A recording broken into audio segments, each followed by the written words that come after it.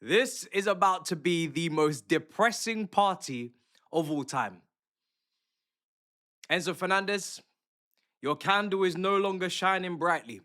I've already blown it out. Well, Real Madrid have blown it out, it would seem. The statement is clear. Your ass is going nowhere.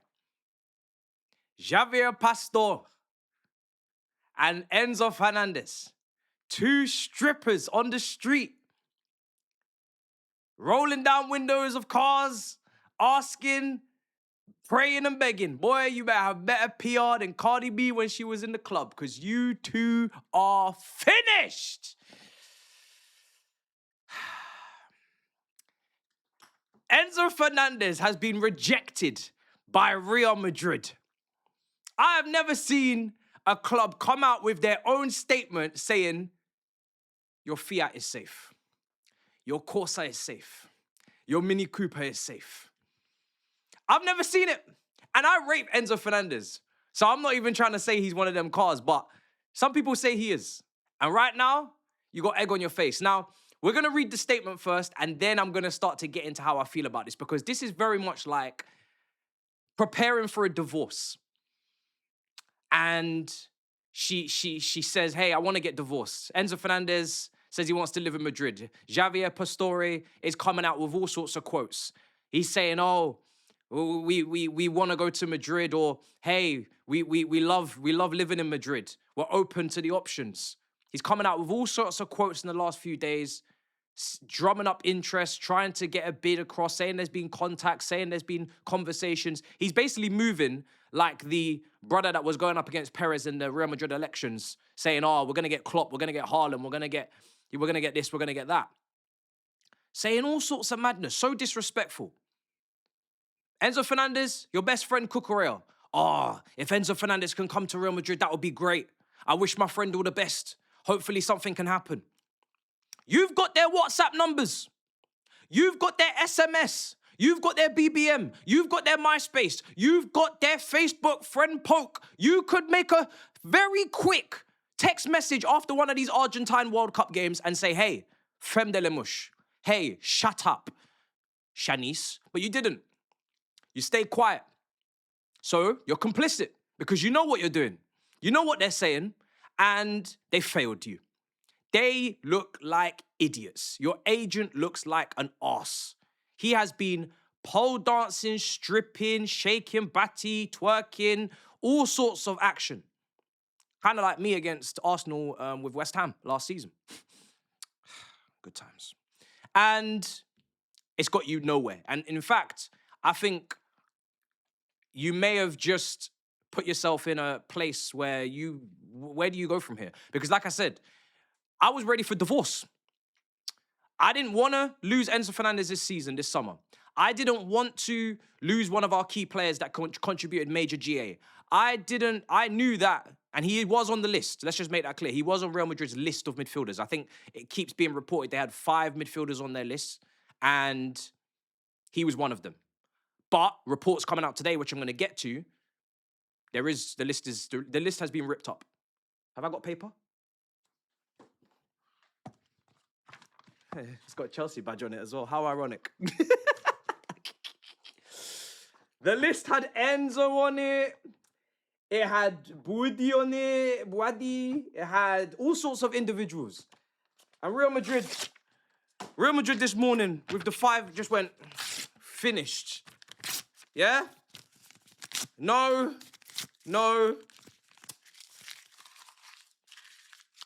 Finished. Yeah?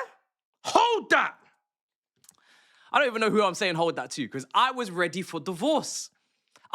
You know when you start, so the divorce papers are there. You're ready for divorce now. We're going to the gym. We're going to the gym. Now we're imagining our life once we sort the settlement. You're gonna get the kids. I'm gonna see them on the weekends. You're gonna get this house. I'm gonna get that house if you got the money. If you're loaded like that, you start splitting assets. I'm starting thinking, okay, Enzo Fernandez is leaving. Cool. We're gonna get maybe a double pivot midfielder. We're gonna get the resources to go and get a twin 10, someone that can carry the ball, dribble, a bit more physical. Replace the goals and assists that way. Get more stability and sturdiness in the defense, in the pivot with Caicedo. We're going to get more strength, more aerial ability, more athleticism. I'm starting to distribute assets. I'm starting to think, okay, I'll take the wine cooler, you take the fridge, I'll take the TV, you take the sofa, I'll take the desk. Like, we're really starting to shuffle through the assets. And then she comes in one day and she says, you know what? I've changed my mind. What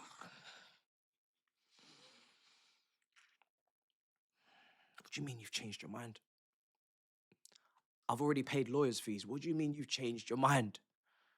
Let's get this show on the road. We ain't got no time to waste. Yippee-ki-yay, mamacita, let's move. Pack your bags, pack your shit.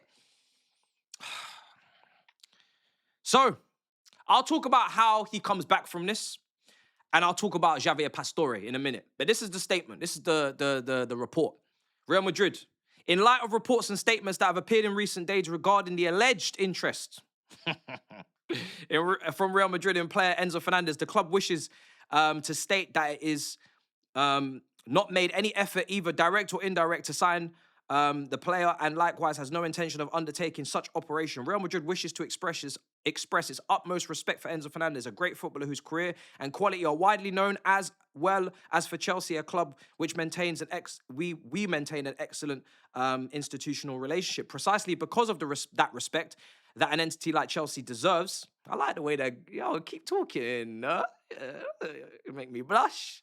And because of the principles of institutional loyalty that have always governed the actions of Real Madrid, the club considers it necessary and categorically to deny speculations that are unfounded and do not correspond to reality. Real Madrid regrets that despite the clarity of the facts and the lack of any action on the club, information continues. Oh, Pastore, you're in trouble! Can we sue this bitch? Can we sue this bitch? Because that's defamation of character. I don't think it is, but hey-ho. That does not correspond to the reality that only contributes to generating confusion amongst fans, unnecessarily harming the entities and player involved. And obviously after that, some reports said that Enzo Fernandez has been ruled out. Last I heard, we reported is that also Rodri completely ruled out. Obviously, they want him on a free, potentially next summer. Midfield option for Real Madrid. Boadi also ruled out as not a priority. It looks like Real Madrid will be building their midfield around Bellingham and Valverde next season. And in terms of the midfield, in terms of Tchouaméni is kind of like a Mourinho midfielder. Like, in terms of a sitter, breaks up play, hands it off to someone else, a true six of the nature. Tchouaméni is the Mikel, is the Matic of this generation. So that is the type of midfielders that Mourinho has been working with. That is the type of midfielder that I think Mourinho would want. So I didn't really understand Man United's copium. I'm sorry, Man United fans, I'm so sorry. I keep going at you every video, but it feels like copium. You're going to get Tchouaméni. Mourinho's in charge. Have you seen some of the shit houses he's bringing into that club? I don't think he's getting rid of a DM. Now, Camavinga, I get it. Ankle, loads of injuries, etc. But anyway, we digress. So, I never really understood why people thought Tchouaméni was even available. But hey-ho. So, Real Madrid have made it clear. Real Madrid have made it clear. And now Javier Pastore, you medium, mild, Nando sauce-looking agent, you don't know where to turn next, because you've talked so much crud. You've talked so much puck. Now what are you gonna do? I'll tell you what you need to do, Enzo Fernandez. You need to sack your agent. You need to sack your agent, because you now need to do PR.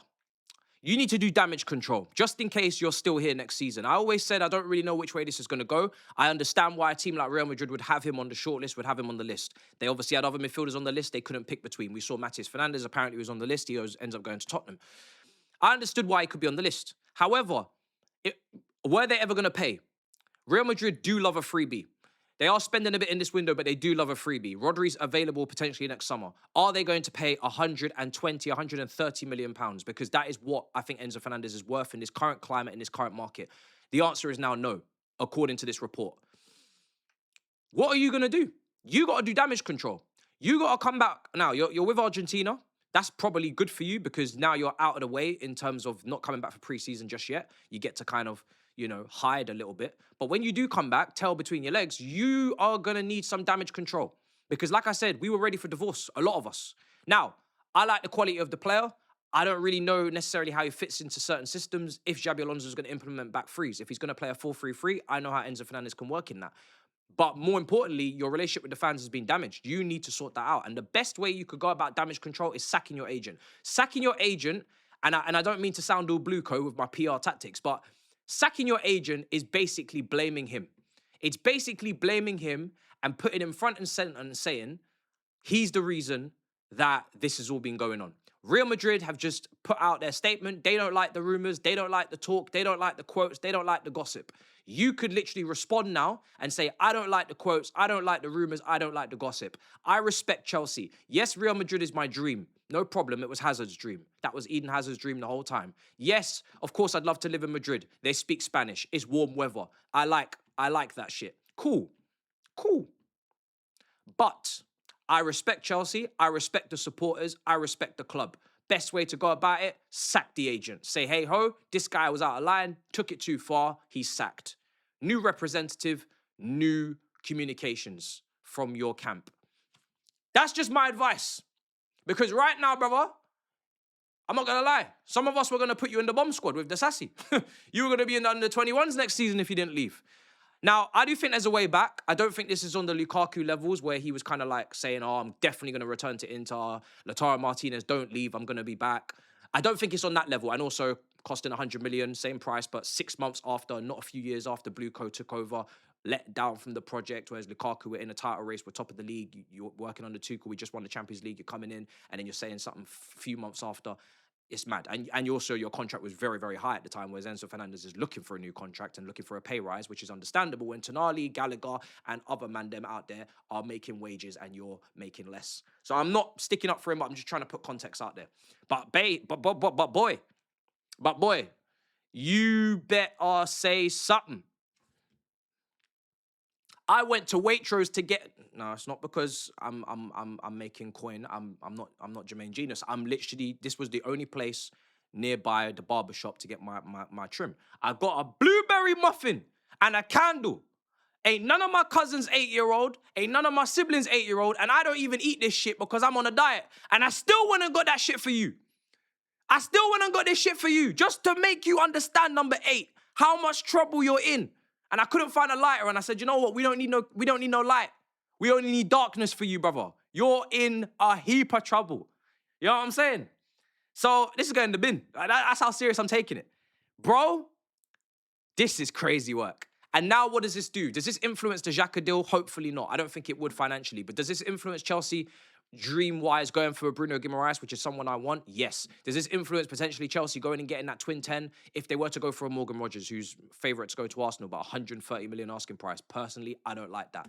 I want maybe Chelsea to even go and look at a Krupi for the twin 10 to go and play just off the striker, add goals to the team, good finisher, good shooter, take shots, take risks. Obviously, there's other options potentially. Does that affect that business? Potentially, because it's 100+ million that was meant to go into the transfer kitty. How does this affect Santos? I'm seeing reports now that Santos is available to leave. We don't want him to leave. We're not putting him out there, but he's available. I don't like that. I like Santos a lot. I think Santos, if paired next to a Bruno Guimaraes, if paired next to experienced players in and around the squad, would learn, would improve, would develop. He struggled last season. Yeah, so did everyone, pretty much. I don't want to lose that type of player. I think there's more to him. I thought he was going to make the Brazil squad. Didn't quite get there. Cool, wasn't a regular starter, but I think in the coming squads he can make it. Barcelona were interested literally months after we signed him. That was a bargain. That was one of the best pieces of business Blueco ever did in terms of valuation, in terms of what he's valued now versus what we paid. That's one of the handful of good pieces of business they've done. I wouldn't want to get rid of him. Lavia is probably someone we need to put in that conversation that we should be trying to sell because he's never fit. He's never been able to play consistent 90s. But how can you sell an injured player? An injury-prone player? Difficult. You can't get most of the money back. Difficult. Uncomfortable. Conversations. So this does put us in an interesting spot in the transfer market. And Enzo Fernandez, if we are playing a back three, and I said the same thing with Cucurella, another key player, another key cog in the wheel, But if we're playing a back three of wing backs and we're playing a double pivot, which every single manager at this football club has continuously said or demonstrated, you can't play next to Caicedo defensively because off the ball, we don't trust that pairing to shield the defense. Now, with a back three, you've got an extra centre back. Does that help? Yes. Does that mean that it's still a good pairing? Probably not. Probably not. So Xabi Alonso could become the third manager in a row after Pochettino and Maresca, and then Xabi Alonso to... We pretend Liam doesn't exist around here. But that could be the third manager or head coach in a row to deem you not fit to play in that position. And then the only other place to shoehorn you in is a twin 10. And a twin 10 with no out-and-out wingers and just wing backs, I'm sorry. That is not what you want for Enzo Fernandez. He's been playing just off the striker in a 4-2-3-1 where there's wingers and there's support on the flanks but in a twin 10, no. Twin 10s are meant to be versatile. Twin 10s are meant to be having the ability to stretch out onto the wing and play off the wing. We saw him play left wing one game, I think, under Liam Rossini, and he actually had a really good performance, but he doesn't have the pace. He doesn't have the 1v1 ability. He can't carry the ball. He can't dribble past players. When you're looking at twin 10s, you're looking at players that can hang out wide or move out wide, drag, midfielders potentially out there and create space in the middle, or, of course, try and weave their way through in the middle. But you just want pace. You want ball carrying. You want transitional threat. You want the ability to just be proper attackers. In between the lines. You don't want midfielders masquerading as attacking midfielders or as forwards. It's awkward. It's real awkward because, like I said, I was starting to just get comfortable with the reality, get comfortable with the outcome, and now it's been, spun completely, and now we don't know. Well, as it stands, it looks like he's staying. Obviously, Javier Pastore was trying to twerk potentially to bring in other clubs to say, oh, there's multiple clubs we're in contact with. Okay, let's see, Sunshine. Which other clubs? Unless it's Man City, and I don't really understand how when they've just got Anderson and they've still got Rodri, but unless it's Man City and Maresca's looking for another former player, you might just be in the shit. So, yeah, a lot of PR needs to be done. A lot of damage control needs to be done. An agent, in my opinion, needs to be sacked. And, yeah, Enzo Fernandez, I don't know where you fit or how you fit, but that's your business. When you turn up for pre-season, you're going to have a conversation with Xabi Alonso and see how it all pans out. But guys in the comments, let me know down below. How do you feel about this Real Madrid bomba clot today? Do you want Enzo Fernandez to stay? Do you still want him to go? If so, where do you see him going? And if he does stay, is he a starter in a 3-4-3 with wing-backs? Let's just go with that pretense for now. Or are you benching him? Or even worse, are you sending him to the bomb squad with Sterling, Desassi, and Mudryk in Uxbridge? Let me know in the comments. Big up your damn selves in a bit, people. Peace.